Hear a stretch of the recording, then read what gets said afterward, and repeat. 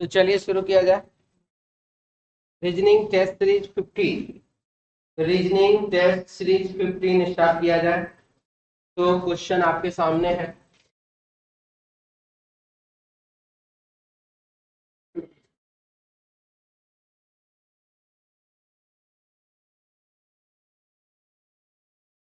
Question number 1 है और इसमें क्या लिख रहा है, ध्यान से देखिए। 2 है, 3 है, 5 है और उसके बाद बाबू 30 है। तो क्या हुआ इसमें, 2 × 3 6 × 5 कितना, तो 30। 3 × 4 12, 12 × 6 72, 72। 5 × 6 30, × 2 कितना, तो 60। यहाँ पर 5 है, 5 × 4 20 है, 20 × 0 कितना, तो 0। 0 से किसी भी संख्या में गुना कीजिएगा तो 0 ही प्राप्त हो। आंसर हो जाएगा ऑप्शन 3 नंबर। क्लियर सबका, आगे बढ़े। क्वेश्चन नंबर 2 आपके सामने देखिए क्या है। सीरीज का क्वेश्चन है, 3.5 है और उसके बाद 7 है। तो 3.5 है और 7 है तो क्या करना पड़ेगा, प्लस कितना करना पड़ेगा, 3.5 7 में, और उसके बाद 10.5 है तो फिर यहाँ प्लस कर दीजिए 3.5। फिर यहाँ पर क्या करिए, प्लस 3.5। अब यहाँ से फिर से प्लस करेंगे 3.5 तो कितना हो जाएगा, 7.5, सॉरी 17.5। आंसर होगा इसका ऑप्शन 4 नंबर। क्लियर, आगे बढ़े। क्वेश्चन नंबर 3 ये बनाए आप लोग। देखिए क्या सब हुआ है, 7 है और उसके बाद 12। यहाँ पर बाबू प्लस क्या आ गया, कितना 5, और यहाँ पर प्लस क्या हुआ, क्या चीज 7, यहाँ पर प्लस 9, फिर यहाँ पर प्लस 11। 5 जोड़े 7 जोड़े 9 जोड़े 11 जोड़े तब क्या जोड़ेंगे, 13 जोड़ेंगे 13, प्लस 13 कर दीजिए, हो जाएगा कितना 52। आंसर हो जाएगा इसका ऑप्शन 1 नंबर। क्लियर है सबका, चलिए आगे बढ़ा जाए। 4 नंबर क्वेश्चन भी सीरीज ही है, ये बनाए हैं। देखिए 1 है और 3 है, यहाँ पर क्या हुआ +2, यहाँ पर +4, यहाँ पर +6, फिर यहाँ पर +8, यहाँ पर +10। तो 2 4 6 8 10 तो 12, और उसके बाद कितना फिर 14। आंसर हो जाएगा 57, ऑप्शन 4, ऑप्शन 2 नंबर।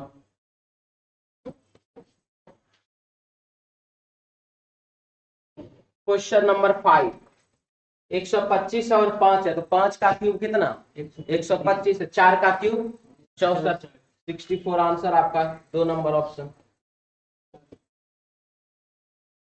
कुछ बोल रहे हैं, हाँ जी 4 होगा, ऑप्शन बी हो बोल रहे हैं। चलिए 22 है और 37 है, यहाँ पर क्या हुआ, बोल रहा है कि कौन सा अंक सही नहीं बैठता है, गलत संख्या का यहाँ पर पता लगाइए। तो 22 में 15 ऐड कर देते हैं तो बाबू कितना हो जाता है 37। 37 में फिर से 15 ऐड कर दीजिए, कितना, तो 52। 52 में आप 15 ऐड कर दीजिए तो कितना 67। 67 में 15 ऐड कीजिएगा तो कितना होगा 82 होगा, और यहाँ पर 84 लिखा है। तो यह जो 84 जो है यह क्या है, गलत संख्या है।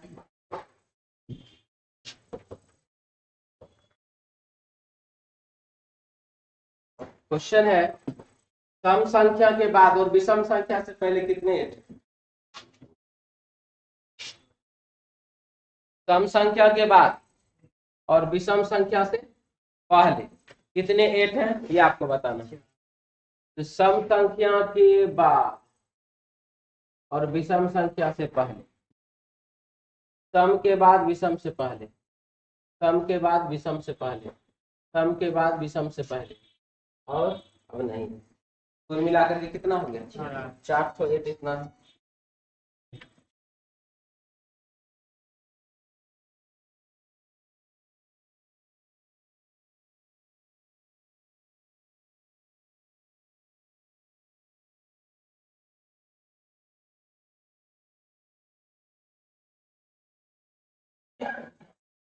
ठीक है, आगे बढ़े। क्वेश्चन नंबर है 8। ये बनाए आप लोग। दिए गए प्रतिरूप में वर्गों की संख्या ज्ञात कीजिए। बनाए जी। कितना आंसर आया? देखिए, सबसे पहला चीज कि ये क्वेश्चन जो है बाबू बनाना है 1 2 3 4 नहीं 3 4, ये हो गया 4 ठो, ये हो गया 4। ठीक है, इस तिरछा लाइन को हटा दिए हैं तो बाबू 1 2 3 4 1 2 3 4। जब ऐसा सिचुएशन है तो आप क्या करिए, 1 का स्क्वायर प्लस 2 का स्क्वायर प्लस 3 का स्क्वायर प्लस 4 का स्क्वायर हो जाएगा बाबू। ये 3 0 30 यहाँ तक। अगर इसमें 5 5 है, इधर भी 5, रो में भी कॉलम में भी, तब आप 5 का स्क्वायर तक जोड़िए, 6 रहेगा तो 6 तक का जोड़ेंगे। ठीक है, अब रहा बात कि इधर से ये लाइन जो खींचा गया है, इसमें आप अगर ध्यान देंगे तो आपको यहाँ पर भी कुछ ना कुछ दिखेगा। ये देखिए,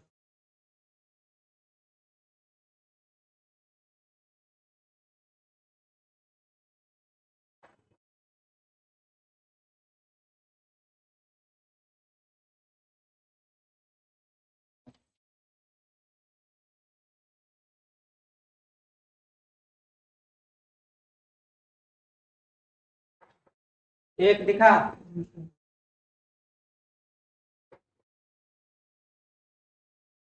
4 को और दिखा, तो कुल मिला के कितना हो गया 5।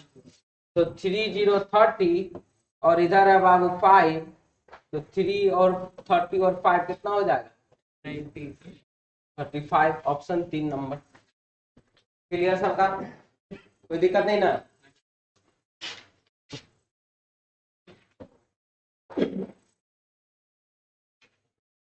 ये बनाए हैं नहीं बनाए? 2 और 3 को ऐड कर दीजिए, नीचे वाला 2 और 3 को ऐड कर दीजिए, कितना हो गया? अब गुना कर दीजिए वाला 9 से, कितना हो गया? ठीक है, इसी प्रकार से 2 और 3 को ऐड कर दीजिए, 5 5 गुना 7 तो 35। यहाँ पर बाबू 36 हमको लाना है, तो 36 लाने के लिए 9 में 4 से गुना करेंगे तभी ना 36 आएगा। तो ये लिखा हमने यहाँ पर 5 5 प्लस 4 9 गुने 4 बराबर 36।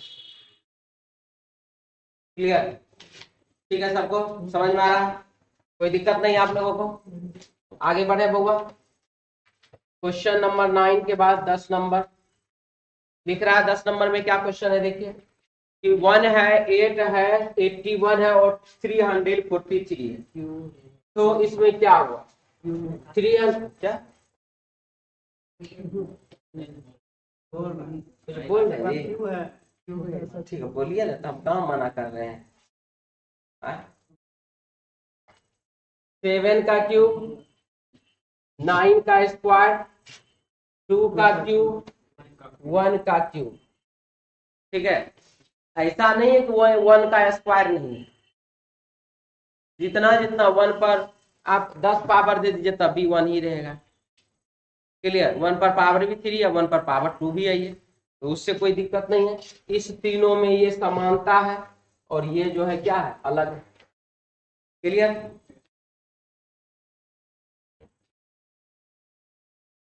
क्वेश्चन नंबर 11 भाग रहा था, ये बनाए हैं। क्या आंसर लाए आप लोग? 22 आंसर लाए, सही है, क्योंकि सारे के सारे 4 से पूर्णतः विभाजित हैं, 8 से है। ठीक है, 8 से भी है जी विभाजित पूर्णतः, और ये वाला जो है ना तो 4 से विभाजित है ना ही 8 से, खाली 2 से विभाजित है। क्लियर? आंसर हो जाएगा इसका क्या 22। Option 2 number. क्या 40 से कर देते हैं, हमरा क्या लगता है ये एक एक करके बोलिए, पहले 40 क्यों?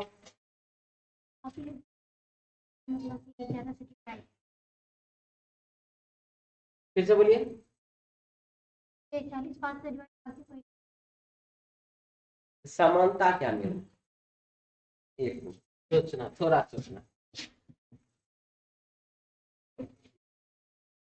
40 भागा 5 बराबर 8, ठीक है। 32 जो है 5 से विभाजित नहीं, 22 जो है वह 5 से विभाजित नहीं है, और 48 जो है वो 5 से विभाजित नहीं है, ठीक है। नहीं है तो है क्या, समानता क्या है? तो लिखा है विषम नहीं ना बोला है समानता। विषम चुनिए का अर्थ क्या होता है?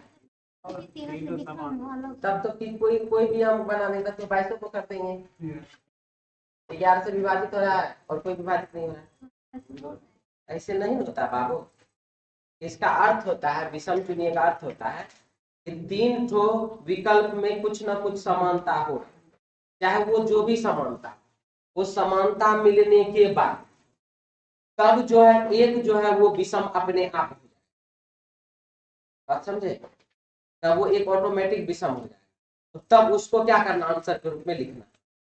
आप कुछ बोल रहे थे सर, ये 22 को जोड़ देंगे 5 आएगा, ये सबको जोड़ेंगे तो ये विषम आएगा, ये सम आएगा। ठीक है। 3 और 2 को जोड़ दिए तो 5 हो गया, यहाँ पर आप जोड़े तो 4 हो गया, यहाँ पे जोड़े तो 4 हो गया, यहाँ पर जोड़े तो 12 हो गया, यही ना। आप ऐसे काहे नहीं कहे कि सब सिंगल डिजिट में आया, ये डबल डिजिट में आया।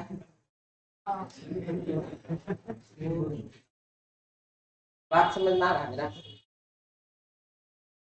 ठीक है। सबसे पहला चीज हम बाबू क्या हम कहें आप लोगों को, बार बार बोलते हैं, एक बार फिर बोलते हैं, अभी फिर हम एक बार बोलेंगे। 3 में समानता मिलाना है, 3 में समानता मिलने के बाद चौथा जो कहेगा कि हाँ ना हम उसमें नहीं रहेंगे, उसको आप अलग छांट दीजिए। तो आपने ये दिमाग लगाया, ठीक है। हम चलिए सही कह देते थोड़ा देर के लिए। अब अगर बात इसमें ये आ जाता है कि सर इसको आप 1 और 2 को जोड़ दीजिए तो 3 ये भी हो जाएगा, एक मतलब पर तब तो अब 2 गो सम संख्या 2 गो विषम संख्या हुआ। इस चक्कर में आपने क्या किया पता है आपको, इसका जो ओरिजिनल जो वैल्यू है 48 40 22 32 उसको आप खत्म कर दिए। ऐसा नहीं है कि खत्म नहीं किया जाता है, खत्म कर सकते हैं आप। सबसे पहला चीज प्रश्न के अस्तित्व को बिना बदले हुए यदि बनाएंगे, मतलब कि 32 को 32 रहने दीजिए, उसी हिसाब से बनाइए, नहीं देगा तब आप उसका रूप बदल सकते हैं। बात समझ में आ रहा है? जैसे मान लीजिए कि आपके सामने लिखा हुआ, थोड़ा देर के लिए, कि M W E और एक छोड़ दे देते हैं F, ठीक है। अब आप इसमें कहिएगा कि सर इसका आंसर ई होगा, तीनों कॉन्सोनेंट है, ई वॉवेल है, क्या कोई दिक्कत इसमें? आपका आंसर सही होता अगर आप डिस्कशन में नहीं आते तब, ठीक है। आए हुए था, सीख लीजिए कि वॉवेल वाला आंसर बोर्ड उसी स्थिति में मान्य करता है जब वह प्रश्न किसी दूसरे तरीके से नहीं बनता। ये हम बोर्ड का बात कर रहे हैं, ठीक है। बोर्ड हमको ये बात कहने नहीं आया था, इतना क्वेश्चन हम देखे, इतना क्वेश्चन हम बनाए, उससे हमको ये बात का एहसास हुआ कि वॉवेल वाला तरीका दूसरा तरीका जब मैच करते हैं तो दूसरा तरीका वाला वो आंसर दे देता है, वॉवेल वाला को आंसर छोड़ दिया। अब कोई दूसरा ऐसा भी क्वेश्चन होता है जिसमें वॉवेल वाला आंसर देता है, तो जब हम उसमें कोई दूसरा दिमाग लगाने का कोशिश करते हैं तो वो सारा निरर्थक हो जाता है, मतलब खत्म हो जाता है। तो सर अब इसमें आंसर क्या लगेगा, एम में 1 2 3 4 4 रेखा, डब्ल्यू में 1 2 3 4 रेखा, ई में 1 2 3 4 रेखा, एफ में 1 2 3 रेखा, इसीलिए इसका आंसर एफ हुआ। मैंने प्रश्न के अस्तित्व को नहीं बदला, मैंने इसके रूप को बदला ही नहीं। ठीक है, बात समझ में आ रहा है? अब आप इसके रूप को बदलते हैं या हम ही इस रूप को बदलते हैं, जैसे 13, 23, 5, 6। सर ये सारा विषम स्थान वाला लेटर है या विषम नंबर है और ये सर सम नंबर है, एक्सप्लेनेशन मान्य नहीं होगा। आंसर बाय मिस्टेक आपका सही हो गया, क्योंकि बोर्ड जो है एक्सप्लेनेशन नहीं मांगता आपसे, वो खाली देखता है गोलकार रंगल है कि ना रंगल, माउस यहाँ पे बटन ABCD में टिपा हुआ है कि नहीं, क्लिक किया हुआ है कि नहीं, उसको तो कंप्यूटर को तो भी पता नहीं है। तो भैया ये कौन तरीका से किया था, कहीं चप्पल वाला मोबाइल फोन लगा के तो नहीं आया था। बात समझ में आ रहा है मेरा? ठीक है, तो ये सारा सिचुएशन है। अब आप इसी क्वेश्चन को इस रूप में बदल करके बनाते, आंसर भले ही यही आ रहा है लेकिन आपका आंसर मान्य नहीं है, और अगर आप इस रूप में ही इसको बना रहे तो आंसर मान्य हो जा रहा है। बात समझ में आया? कुछ एक्स्ट्रा चीज समझ में आया, सीखने आया? तो यही चीज है बाबू, आप इसके एक्चुअल रूप में रखिए ना। जब एक्चुअल रूप में ये है आंसर दे ही रहा है तो आप उसके रूप को क्यों बदलने में लगे हुए हैं? हाँ, जब यह 32, 22, 40, 48 बन करके हमारा आंसर नहीं दे पाता तब हम इसके रूप को बदलते और तब सब कहता कि ठीक है बदलो, कोई दिक्कत नहीं। समझ में आ गया? और किसी को कोई ऑब्जेक्शन है इसमें? आगे बढ़ सकते हैं, चलिए।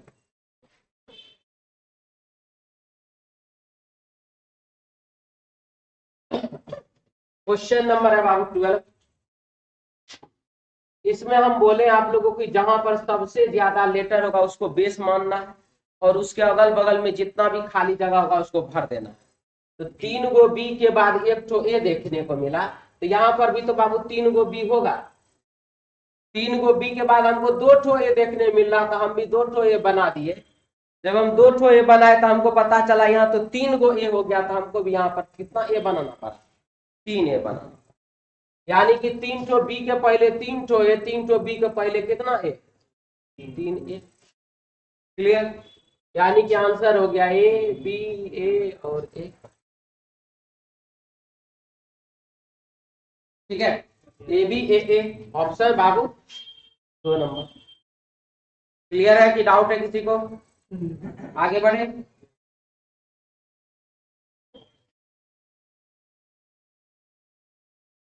हाँ, ये क्वेश्चन बनाए हैं, कोई नहीं बनाया है? ये आएगा, ये आएगा। डिलाइट का मतलब होता है बाबू विस्तार। ठीक है, और कॉन्ट्रैक्ट का मतलब होता है सिकुड़ना। मतलब कहते हैं ना कि सर अभी हम जो है रेलवे में ज्वाइनिंग कर अगर लेते हैं तो क्या हमसे कोई कागज उगज भी सिग्नेचरों कर पाएगा? बहुत करवाएगा, 1 ठो 2 ठो का बात क्या करते, बहुत सिग्नेचर करवाएगा। तो उसमें सर कहीं कॉन्ट्रैक्ट वाला बात भी लिखा हुआ रहता है क्या? हमको तो बाबू नहीं पता, पर्सनली हम अपने बारे में। लेकिन एक बात हम जानते हैं, यदि मान लीजिए आप ग्रुप डी पोस्ट पे ज्वाइनिंग किए या ALP पोस्ट पे ज्वाइनिंग किए या आप NTPC में कोई भी पोस्ट पे ज्वाइनिंग किए या किसी बैंक में ज्वाइनिंग किए या SSC के थ्रू किसी दूसरी जगह पर जाकर के आप ज्वाइन किए, और मान लीजिए बिहार दरोगा में भी आपका हो गया। ठीक है, बिहार दरोगा में आपका हो गया, चाहे कोई भी चीज, आप उस जॉब को एक 6 महीना साल भर के अंतराल में ही या 1 साल के अंतराल में ही आप उस जॉब को छोड़ना चाह रहे हैं। ठीक है, आप उस नौकरी को छोड़ना चाह रहे हैं। कौन नौकरी को? जो नौकरी आप पहले ज्वाइनिंग कर चुके हैं। क्यों छोड़ रहे हैं? आपकी जो भी दूसरा कारण है उससे कोई मतलब नहीं, हम घर पर बैठेंगे, दूध चूरा आम खाएंगे बढ़िया से, हमारा माँ बोली है छाली रोटी यहीं बैठ के खाओ, दूसरा जगह काम करने ना जाओ, ठीक है वही करो, कोई दिक्कत नहीं। बात समझ में आ रहा मेरा? या आपका गांव घर में ही कोई बिजनेस शुरू कर रहे हैं या गांव घर में ही आप कोई काम शुरू कर रहे हैं या फिर गांव घर का ही नौकरी आपको मिल गया, किसी भी कारण से यदि 6 महीना साल भर 1.5 साल के अंतराल में यदि आप उस नौकरी को त्याग दे रहे हैं, मतलब क्या बोलते हैं, इस्तीफा दे रहे हैं, तो आपको बाबू जितना सैलरी मिला वो लौटाना पड़ेगा। साथ ही साथ हो सकता है कुछ एक्स्ट्रा पैसा भी आपको लौटाना पड़ेगा। बात समझ में आया? हंस का रहा है ना, तेरा झूठ बोल रहे हैं हम, ऑनलाइन चल रहा, हमारे मने ठंडा करते हैं। ठीक है, बात समझ में आया? यस और ये चीज जो है हम एक मतलब नजदीकी व्यक्ति के साथ देख भी चुके हैं। संजय सर के छोटे भाई, वो पहले बैंक क्लर्क उनका ज्वाइनिंग हुआ था शायद हरियाणा साइड में कहीं पर, तो बैंक क्लर्क में था तो ठीक ही थे, चलो हरियाणा थे तो वो भी ठीक ही थे, सैलरी वैलरी मिलता होगा, जो भी मिलता होगा, जैसे भी मिलता होगा, जो भी थे। उसके बाद क्या हुआ, तो बिहार में, मध्य प्रदेश बिहार ग्रामीण बैंक में उनका क्लर्क में हो गया, और वहां पर मुश्किल से 6-7 महीना हुआ था। अब सोचे कि करना है क्या, पैसों नहीं देना चाहते थे, मतलब लौटाने वाला सिस्टम तो आ गया, पैसा भी नहीं देना चाहते थे, और जॉब को त्यागना भी चाहते थे, हार के ही हार के भैया अब जो जो है सो है, देना तो पड़ेगा ही, और फाइनली देना पड़ा।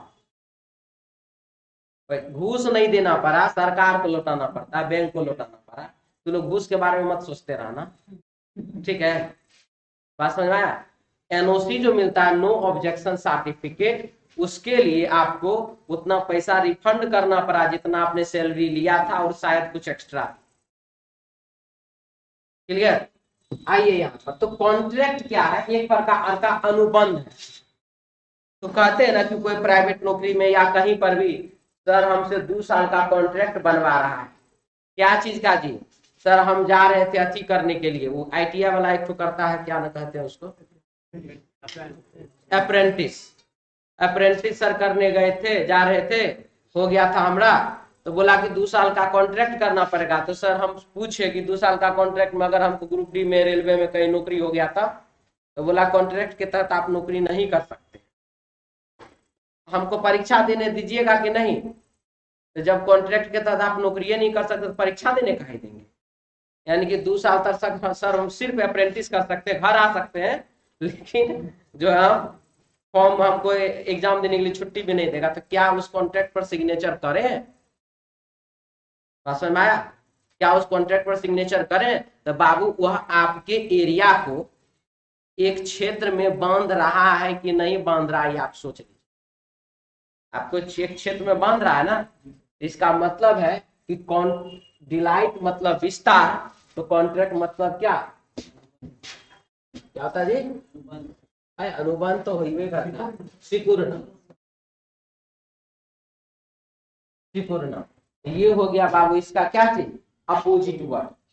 उसी प्रकार से इनलार्ज मतलब जो है इसका इसका मतलब ही होता है विस्तार, और इसका हो जाएगा श्रिंक। श्रिंक मतलब हो जाता है बाबू सिकुड़ना, ठीक है? इसलिए इसका आंसर हो जाएगा ऑप्शन 4 नंबर। बात समझ में आया? जबकि यहाँ पर जो है एक्सपेंड का मतलब भी विस्तार ही होता है, इसका विडेन का मतलब भी विस्तार ही होता है, वाइडेन, और ये होता है बाबू क्रूशियल, महत्वपूर्ण, ठीक है?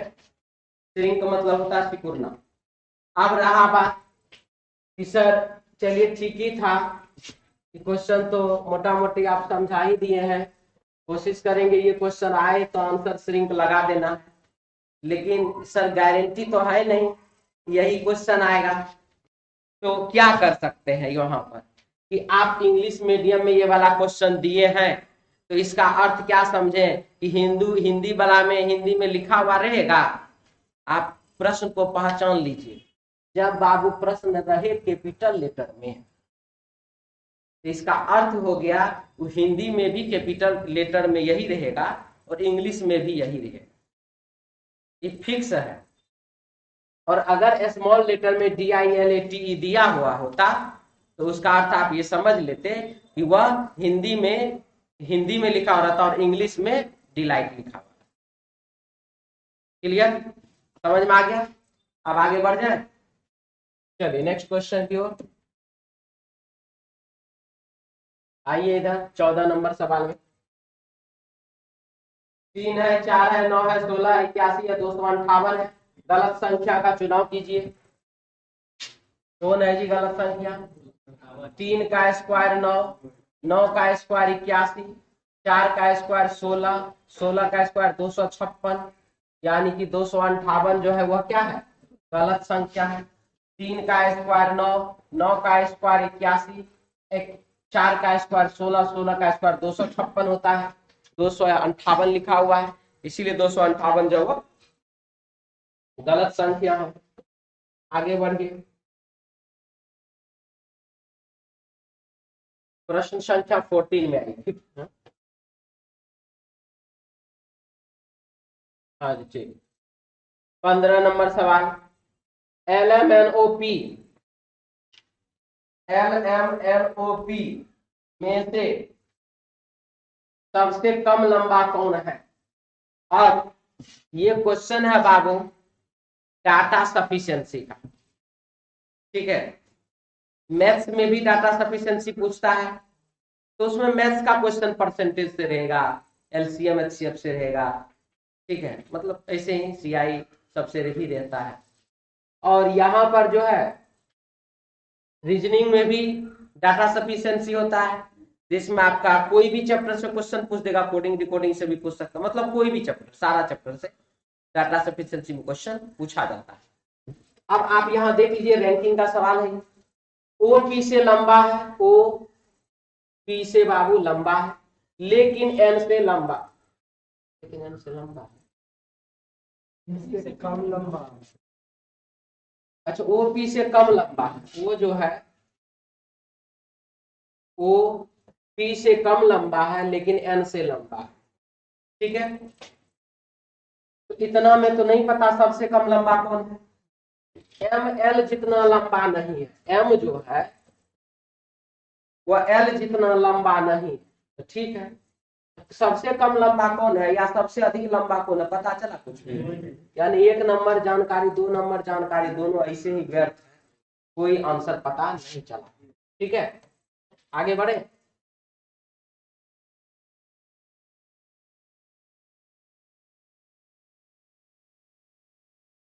क्वेश्चन नंबर है 16। 5 मित्र 2 4 5, 5 मित्र लीना अमित अरुण अली और केन एक वृत्ताकार मेज के गिर्द बैठे हुए हैं और इनके मुंह केंद्र की ओर है। बहुत अच्छा। ये बाबू इधर गया दाहिना हाथ और ये इधर गया क्या थी, बायां हाथ। अब देखिए लीना अमित के बाएं को दूसरी स्थान पर बैठी है, अमित के बाएं को पहले, बाएं को दूसरे स्थान पर कौन बैठी है, लीना। अमित का मुंह केंद्र की ओर है। बहुत अच्छा। वैसे तो सबका क्या इनके मुंह केंद्र की ओर है, किसका मुंह केंद्र की ओर किसका मुंह केंद्र की ओर नहीं है, ये आपको बताना है। आपको ये बताना कि सबका मुंह जो केंद्र की ओर है कि नहीं। दूसरा अरुण लीना के दाएं को दूसरा है, लीना के दाएं को पहला, दाएं को दूसरा, दाएं को पहला दाएं को दूसरा तो नहीं हो सकता है इधर, तो दाएं को दूसरा इधर नहीं हो सकता है। तो ये तो हुआ केंद्र वाला का, जैसे हम इधर देख रहे हैं तो दाया इधर बाया इधर, और हम बाहर की ओर देख रहे हैं तो दाया इधर बाया इधर, ठीक है। तो यहाँ पर बाबू क्या लिखा है, अमित का मुंह केंद्र की ओर है, अरुण लीना के दाएं को दूसरी, तो लीना के दाएं को पहली दाएं को दूसरी, यहाँ पर अरुण है तो इसका चेहरा किधर हो गया, बाहर की ओर। एक का चेहरा अंदर एक का चेहरा बाहर। प्रश्न में पूछ रहा क्या इनके मुंह केंद्र की ओर है, तो हमको इस जानकारी से पता चला कि इनके मुंह केंद्र की ओर नहीं है, किसी का मुंह अंदर है किसी का मुंह बाहर है। तो बताइए यह अकेला जो है इस बात का आंसर देने के लिए सही है कि नहीं, नहीं है। यहाँ जो आपसे पूछ रहा है क्या उनके मुंह केंद्र की ओर है, तो क्या इस कथन से, क्या इस कथन से इस सवाल का जवाब आपको मिल रहा है, हाँ कि ना? नहीं मिल रहा जवाब आपको। मतलब हम आपसे पूछेंगे कि क्या बउआ खाना खाए हैं, हाँ सर खाना खा कर क्या है। फिर हमने आपसे पूछा क्या बउआ खाना खा कर क्या है, नहीं सर खाना खा करके नहीं आए। हमको तो दोनों जवाब मिला ना जी। मतलब खाना खा के आइएगा तब कहिएगा हाँ खाना खा के आए, तब ये तो सही जवाब हुआ। खाना खा करके नहीं आए हैं तो सही जवाब आपने नहीं दिया, झूठ बोला क्या आपने? बात समझ में आ रहा मेरा?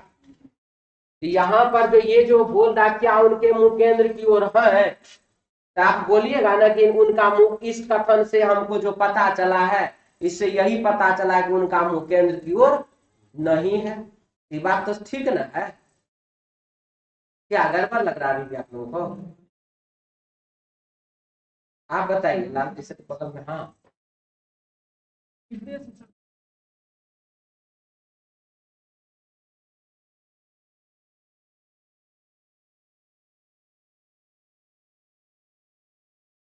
हाँ बोलिए।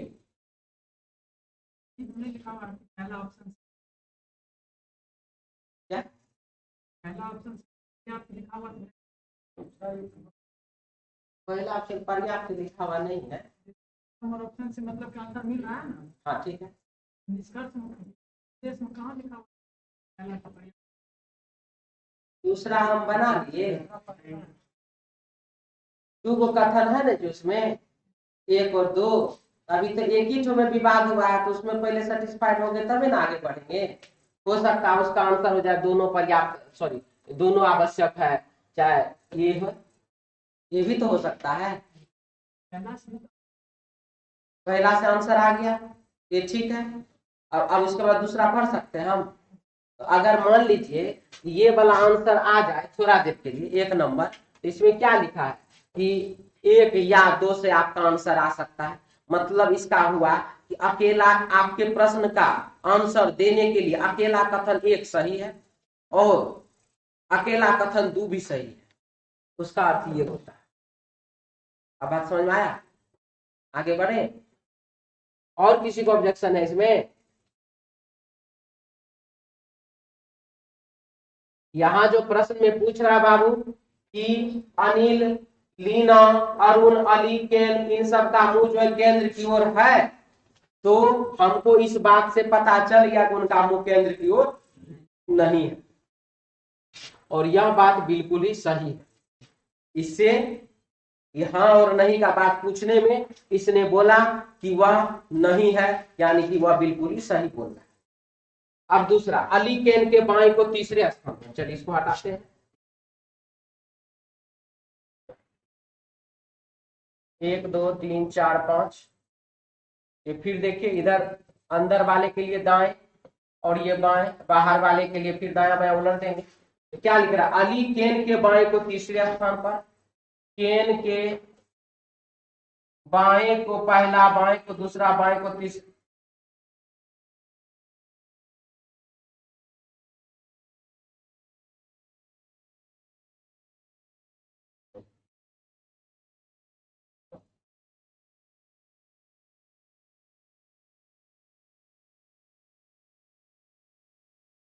हाँ क्या लिख रहा है देखिए, अली केन के बाएं को तीसरे स्थान पर बैठा, केन का मुंह केंद्र की ओर है। ये चलिए हमने यहाँ पर केन का मुंह केंद्र की ओर दिया। और अब क्या लिख रहा है? अली केन के बाएं को तीसरे स्थान पर, तो बाया ऐसे न है, केन के बाएं को पहला, केन के बाएं को दूसरा, केन के बाएं को तीसरे स्थान पर कौन है? अली है। अभी तक पता चल रहा कि अली, केन का मुंह अंदर की ओर है और सबका मुंह किधर है वो आगे पता चलेगा। अमित अली के बाएं बगल में है। अमित जो है अली के बाएं बगल में, तो अमित इधर भी हो सकता है और अमित बाबू इधर भी हो सकता है। कहा है सर? अगर अमित अली का बाया इधर हुआ इधर, अली का बाया इधर हुआ इधर। अभी तक तुमको इसका क्लियर नहीं ना?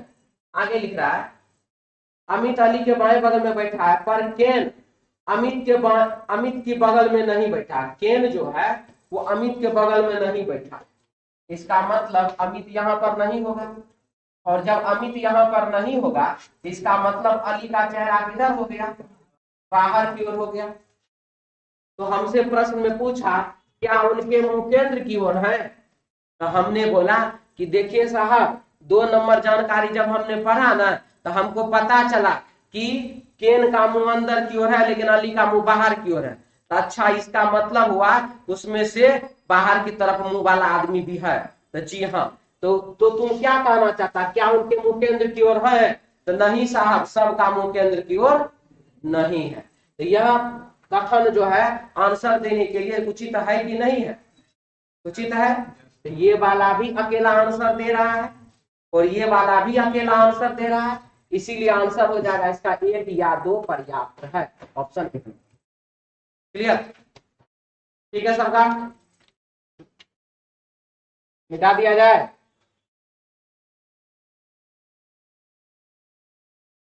हम्म 18 नंबर जानकारी को ध्यान पूर्वक देखा जाए, क्या क्या लिख रहा है इसमें, ए बी सी डी। हाँ जी 17, अच्छा 17 इसी में शक्ल था। हाँ जी 17 में आइए। क्या टी ग्रैंड मदर है? क्योंकि अब आपसे पूछ रहा है कि टी जो है वह ग्रैंड मदर है कि नहीं है, अब आप बताइए। तो टी जो है वह ग्रैंड मदर है कि नहीं है? तो ग्रैंड का मदर का मतलब क्या होता है? ग्रैंड मदर का मतलब होता है नानी या दादी। ठीक है, नानी या दादी है कि नहीं वो बताइए। तो पी क्यू की मां है,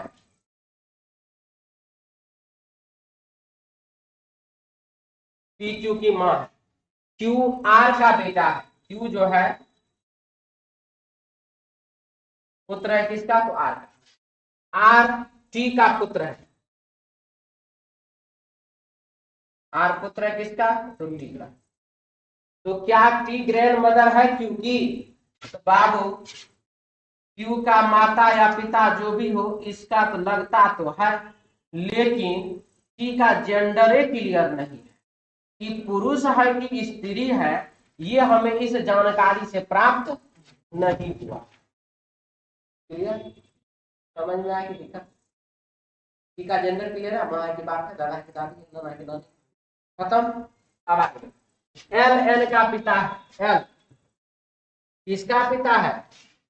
एल पिता है बाबू एन का, एल एन का पिता है और एन टी की बेटी है, और एन जो है और टी की बेटी है। बहुत बढ़िया। तो टी कौन है? मम्मी के पापा, पापा की माँ, पिता की माता, पता है? बेटी तो पिता की भी होती है, बेटी तो माता की भी होती है, बेटा तो पिता का भी होता है, बेटा तो माता की भी होती है।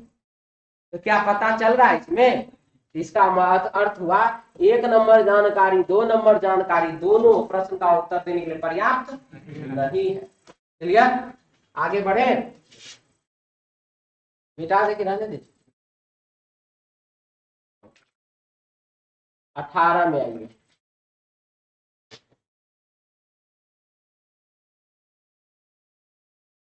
हाँ जी लिख रहा है बिंदु ए बिंदु बी से किस दिशा की ओर है? बिंदु ए जो हुआ बिंदु बी से किस दिशा की ओर बताइए। यदि एक व्यक्ति बिंदु ए से 4 मीटर उत्तर की ओर चलता है तथा 2 बार लगातार दाएं मुड़ता है, प्रत्येक 4 मीटर चलने के बाद सी पर बिंदु पर पहुंच जाता है जो कि बिंदु बी से 8 मीटर दूर है। देखिए हम इसको NSW से भी बना सकते हैं, लेकिन चूंकि इसमें आप लोग जो बाद में करिएगा अभी बात, ठीक है ना, क्योंकि एक लाइन जो इसमें एक्स्ट्रा जोड़ दिया है ना वो बाबू भी बात कर देता है, इसीलिए हम इसको रेखा खींच करके समझाना। यदि एक व्यक्ति बिंदु ए से 4 मीटर उत्तर की ओर, नॉर्थ साउथ ईस्ट और वेस्ट, एक व्यक्ति बिंदु ए से 4 मीटर उत्तर की ओर, बिंदु ए से 4 मीटर उत्तर की ओर चलता है, 2 बार लगातार दाएं मुड़ता है, 1 बार दाएं 2 बार दाएं, प्रत्येक 4 मीटर चलने के बाद ये 4 मीटर चलता है, बिंदु सी पर पहुंच जाता है। 4 मीटर पूर्व दिशा में हो गया, यहां तक तो कोई दिक्कत नहीं है। प्रश्न ने पूछा बिंदु ए बिंदु बी से किस दिशा में है, कोई जानकारी? अब लिखा है सी पर पहुंच जाएगा, चलने के बाद सी पर पहुंच जाएगा जो कि मतलब सी बिंदु बी से 8 मीटर दूर है। सी जो है बिंदु बी से क्या 8 मीटर दूर है, तो सी जो है वह बिंदु बी से 8 मीटर दूर है। सी जो है वह बिंदु बी से 8 मीटर दूर है। सी जो है वह बिंदु बी से 8 मीटर दूर है। सी जो है वह बिंदु बी से 8 मीटर दूर है। तो बताइए कि बी और बी किधर है? प्रश्न में पूछा है ए बिंदु बी से कितनी दूरी पर पूछता ना, मालूम है हो कैसे जाता है? हाँ? ऐसे में कुछ निकलता आंसर, ऐसे में कुछ निकलता, ऐसे में कुछ निकलता, दूरियों का निकाल लेती आप। हाँ? इसमें क्या होता है, इसमें 4 मीटर का दूरी, इसमें 4 8 12 मीटर का दूरी, इसमें कद निकाले 4 और 8 का, दूरी भी नहीं निकलेगा। तो जितना जानकारी है उस हिसाब से हम इस प्रश्न का उत्तर 1 नंबर जानकारी से तो नहीं दे सकते। क्लियर? आगे बढ़े। जानकारी नंबर दूसरा, बिंदु ए के पूर्व में 2 मीटर दूर बिंदु डी है।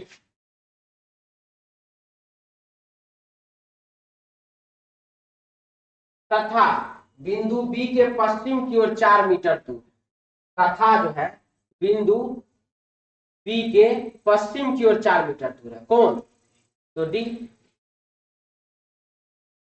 बिंदु ए के पूर्व में 2 मीटर दूर बिंदु डी है। बहुत बढ़िया। तथा का मतलब होता है ए से, तथा यानी कि ए बिंदु बी के पश्चिम की ओर 4 मीटर दूर है। ए जो है बिंदु बी के पश्चिम की ओर, बिंदु बी के पश्चिम की ओर 4 मीटर के दूरी पर है। तो यानी कि ये तो डायरेक्ट हमको पता चल गया कि बी से ए किस दिशा में है, पश्चिम दिशा में है। कितना दूरी पर है? 4 मीटर के दूरी पर। यानी कि 1 नंबर जो जानकारी वो प्रश्न का उत्तर देने के लिए पर्याप्त, और अकेला 2 नंबर हमारे प्रश्न का उत्तर देने के लिए पर्याप्त। Answer option B. क्लियर? खत्म कहानी, मिटा दे। लिखना है, लिखना है, हटा दिया जाए। चलिए आगे बढ़ते हैं। हाँ बोलिए, तो जल्दी बोलिएगा। हाँ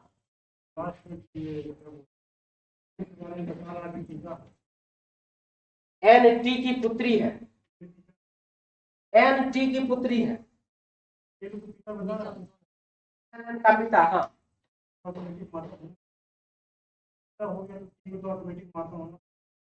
एल एल का पिता है, एल पिता हुआ किसका? एल का। और एन टी की पुत्री है। एल जो है वो टी की कौन है? एक मिनट, हाँ देख लेते। एल एल का पिता, एल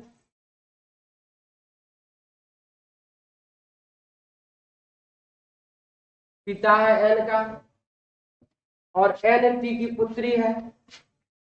तो एन जो है वो बेटी है किसकी? तो टी की बेटी है। हाँ ठीक है, माता हो जाएगी। मदर पूछ रहा, grand mother.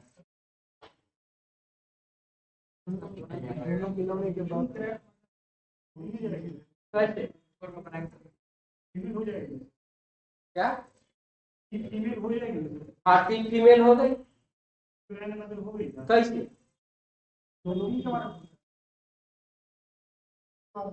T grand mother है, क्योंकि क्यों कहा है इसमें?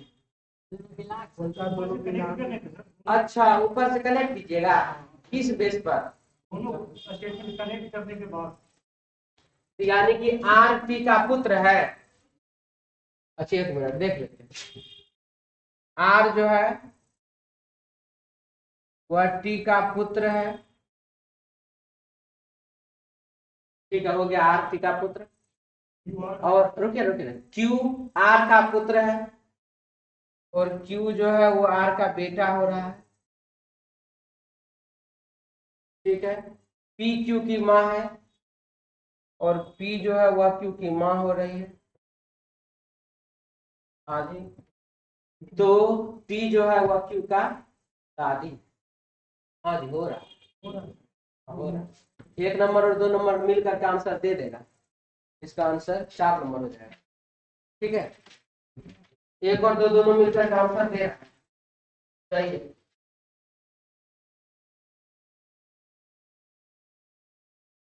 चलिए आगे बढ़े अब नेक्स्ट क्वेश्चन की ओर। 17 के बाद 18 के बाद 19। भारत के कितने भाई हैं? भारत ने बताएगा जी। तो भारत की मां शीला के 3 बच्चे हैं। भारत की जो माता है शीला, उसके 3 बच्चे हैं। तो शीला के 3 बच्चे हैं, जिसमें से एक तो भारत हो गया, दूसरा और तीसरा का पता नहीं। भारत की ग्रैंड मदर मीना यानी कि भरत की दादी के एकमात्र भारत की ग्रैंड मदर मीना के मात्र एक नतनी या पोती है। यानी कि भरत के दादी या नानी को, चलिए दादी ये मान के रखिए, भरत के दादी को जो है एक ही ठो पोती है। यही पोती हो गई, यही कौन होगा? पोते न होगा। इसका मतलब है कि भारत के कितने भाई हैं? भारत को एक ठो भाई है।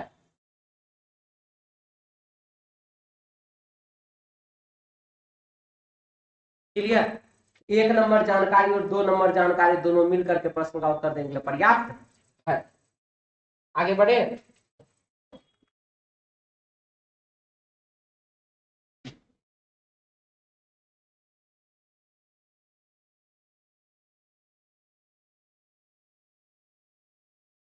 बीस से 22 बनाए थे जी। देखिए क्या क्या लिख रहा है। एक बिल्डिंग में 7 नंबर की मंजिल इस तरह है कि भूतल नंबर 1 है, 7, 6, 5, 4, 3, 2, 1।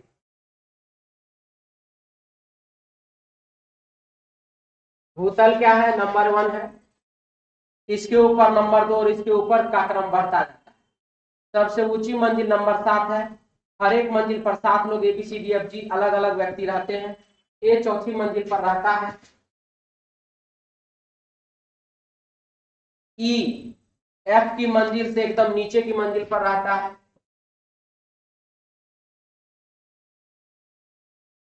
F दूसरी या 7वीं मंजिल पर नहीं रहता है। F ना तो 7 पे रहेगा और ना ही F 2 पर रहेगा। ठीक है, F दूसरी या 7वीं मंजिल पर नहीं रहता। G किसी विषम नंबर वाली मंजिल पर नहीं रहता है। G जो है विषम नंबर वाली मंजिल पर नहीं रहता है, इसका मतलब C रहेगा। C यहाँ भी रह सकता है, यहाँ तो नहीं रहेगा, C यहाँ रह सकता है। यही दो जगह हो सकता है C को रहने के लिए। C विषम मंजिल पर नहीं रहेगा, तो यही 2 जगह रहेगा।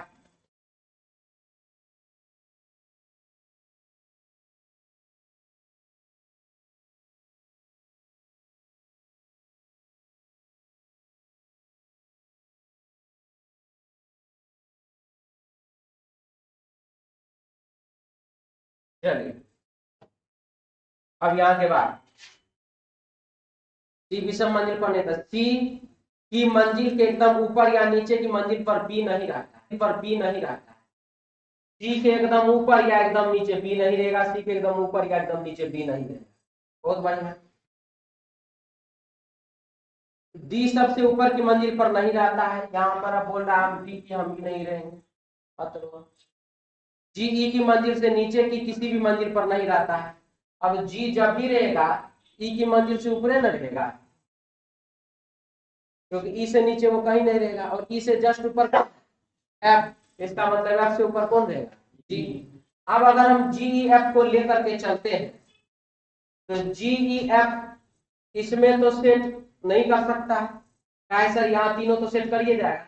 बाबू इसलिए नहीं सेट कर सकता क्योंकि जी यहाँ पर गड़बड़ा रहा ना। ये तीनों लगातार यहाँ नहीं सेट करेगा, लेकिन तीनों लगातार यहाँ तो सेट कर जाएगा ना। इसलिए यहाँ पर कौन? जी, यहाँ पर कौन? एफ, और यहाँ पर कौन? ई। ठीक है। अब बात आया बी का। तो बी के बारे में बोला गया था कि वह सी के ना तो ऊपर रहेगा ना नीचे, और हम बी या तो यही दे सकते हैं नहीं तो यही दे सकते हैं। इसका अर्थ हुआ कि ये एडजस्टमेंट तो गया। आप साहब चले जाइए, यहाँ जरूरत नहीं है। ठीक है। अब रहा ये, अब है कि जी ई एफ यहाँ सेट नहीं करेगा, ऊपरी सेट करना पड़ेगा। तो जी ई एफ में दिक्कत क्या है, अगर हम जी को छोड़ दे खाली एफ और ई तो यहाँ लिख ही ना सकते हैं जी, एफ यहाँ पर ई यहाँ पर, कि नहीं लिख सकते हैं, लेकिन तीनों तो ऊपरों सेट नहीं करता, तो दो को यहाँ सेट कर गया, ये वो ऊपर कहीं चला जाएगा। अब बोल रहा है कि सी बोला कि ठीक है बैठा दिया सबको, तो अब सुन लो कि बी को हम अपना अगल बगल में आने नहीं देंगे कहीं, ना तो ऊपर बी को आने देंगे ना ही नीचे को बी को आने देंगे, लिख रहा है यहाँ पर आ गया। सी की मंजिल के एकदम ऊपर या नीचे बी मंजिल बी पर नहीं रहता है, ना तो ऊपर रहेगा ना तो नीचे रहेगा, तो बी यहाँ नहीं रह सकता, बी यहाँ नहीं रह सकता, तो बी को यहाँ लगा दिया जाए। अब डी अलग रोना रो रहा है, कुछ भी हो जाए हम सबसे ऊपर नहीं जाएंगे, तो ठीक है डी महाराज आप यहाँ आ जाइए, जी और गॉड को यहाँ लगा दिया जाए, क्लियर।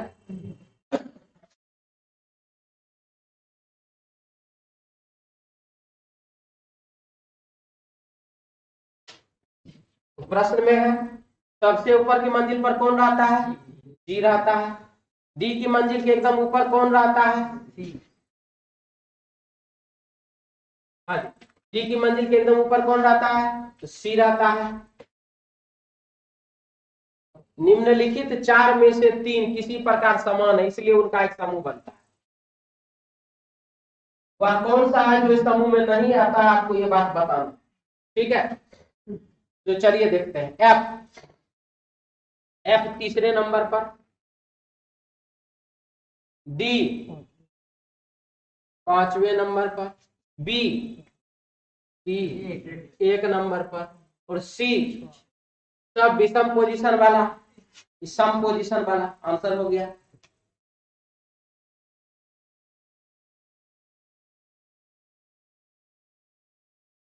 बाईस के बाद क्या है, एक और है, मिटा दे उसको, गिराने दे, सी वाला हटा दिया जाए, चलिए हट जाइए। क्वेश्चन हमारे पास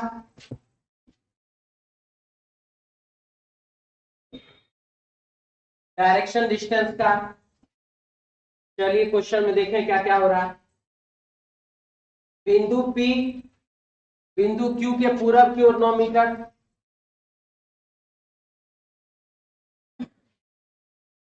नॉर्थ साउथ ईस्ट और वेस्ट, बिंदु P बिंदु Q के पूरब, बिंदु Q के पूरब में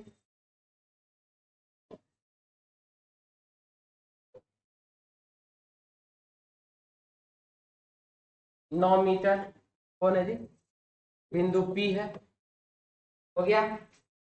बिंदु R बिंदु P के दक्षिण में 5 मीटर, बिंदु R। बिंदु S बिंदु R के पश्चिम में 3 मीटर, 3 मीटर बिंदु S। बिंदु T बिंदु S के उत्तर में 5 मीटर, S के उत्तर में 5 मीटर, इसका मतलब T फॉर टाइगर यहाँ आ जाएगा, कितना, तो 5 मीटर। इसके बाद बिंदु V बिंदु S के दक्षिण की ओर 7 मीटर, कौन है, बिंदु V बिंदु S के दक्षिण में, S के दक्षिण में कितना, 7 मीटर। अब है 23 नंबर सवाल, यदि कोई व्यक्ति बिंदु R से पश्चिम की ओर सीधा रेखा में 8 मीटर चलता है, चलिए 8 मीटर जाइए, हमको क्या दिक्कत, तो वह सबसे पहले निम्नलिखित में से किस बिंदु को पार करेगा, S बिंदु को पार करेगा। ऑप्शन बाबू 4 नंबर, कोई दिक्कत नहीं, आगे बढ़िए। निम्नलिखित में से कौन से बिंदु सीधी रेखा में है, कौन सा बिंदु है जो कि सीधी रेखा में, देख लीजिए, QTP नहीं है, TSB, TSB है यहाँ पर, ऑप्शन हो जाएगा इसका कौन सा, 4 नंबर, क्लियर। आगे बढ़े, मिटा दिया जाएगा, है रहने दे अभी।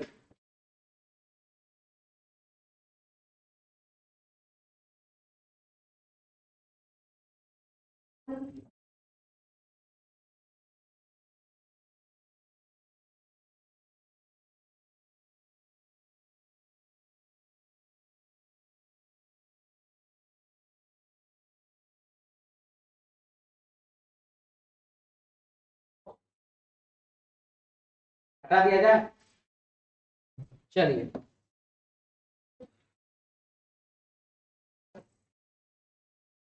25 नंबर सवाल।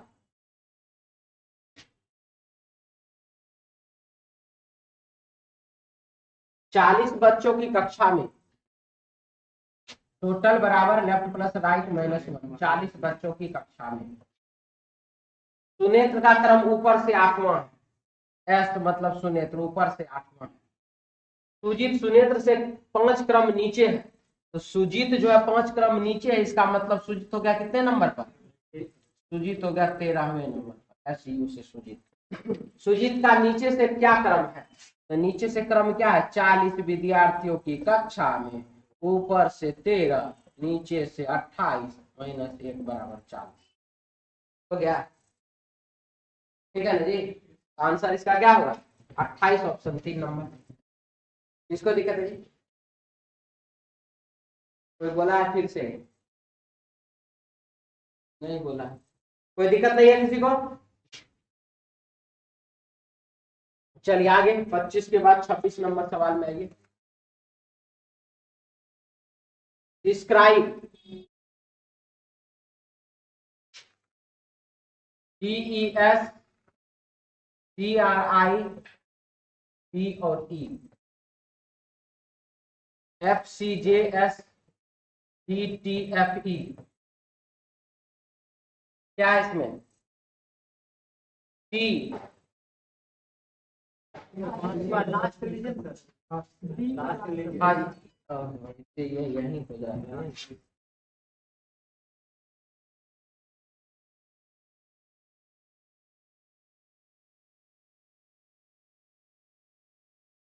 देखिए यही बनने वाला था सवाल। EF BC IJ RS CD समझ में आ ही गया होगा। ठीक है, आंसर इसका हो जाएगा ऑप्शन नहीं है जी।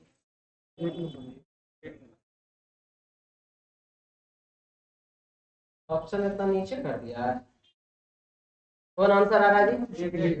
एक नंबर आ रहा है। एक नंबर आंसर होगा। चलिए लगता है हमारा टाइपिंग वाला गड़बड़ा। 27 नंबर सवाल देखिए। टोटल बराबर लेफ्ट प्लस राइट माइनस 1। ठीक है, एक बच्चों की एक पंक्ति में नीता का क्रम ऊपर बाएं से 15 हो। नीता जो है बाएं से 15 हो है। यदि वह दाईं ओर 4 स्थान आगे सरक जाए, दाईं ओर 4 स्थान आगे सरक जाए, तो इसका मतलब वह बाएं से हो जाएगा 19 नंबर पर। तो वह दाएं सिरे से 8वें क्रम पर आ जाती है। 8वें क्रम पर आ जाती है, मतलब हो गया कितना? 26 विद्यार्थी। पंक्ति में कितने बच्चे हैं? 19 और 8 27 माइनस 1 बराबर कितना? 26। Option 2 number. क्या बात दिक्कत है? क्लियर है सबका? चलिए आगे बढ़िए।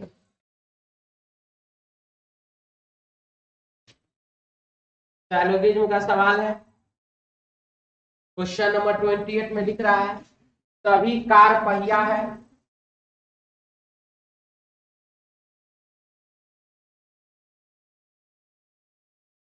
पहिए हैं, कोई पहिया कुर्सी नहीं है, कुछ कुर्सियां स्पोक है,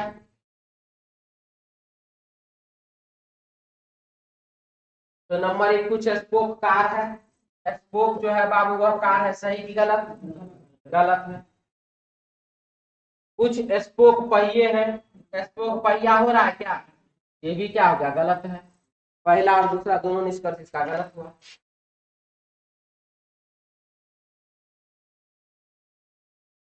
उनतीस में आइए। कुछ टेप ट्रंक ट्रंक है। कुछ टेप क्या है? ट्रंक है। कुछ ट्रंक हॉल है। कुछ ट्रंक हॉल है। सभी हॉल डेस्क है। सभी हॉल डेस्क है। तो नंबर 1 कुछ डेस्क टेप है। कुछ डेस्क जो बाबू टेप है, सही की गलत? कुछ डेस्क ट्रंक है। और कुछ डेस्क जो है वो बाबू ट्रंक है, सही कि गलत? सही हो गया। तो पहला वाला गलत, दूसरा वाला सही। आगे मिटा दे।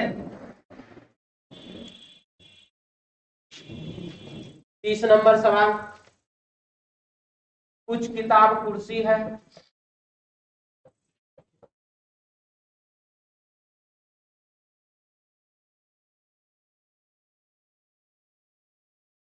कुछ कुर्सियां तस्वीर है,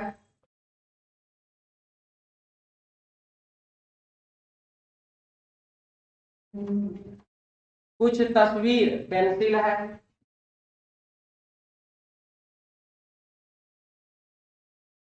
तो कुछ पेंसिल किताब है, कुछ पेंसिल जो है बाबू का किताब है, सही कि गलत? कुछ तस्वीर किताब है और कुछ तस्वीर जो है वह बाबू किताब है, गलत है कि सही?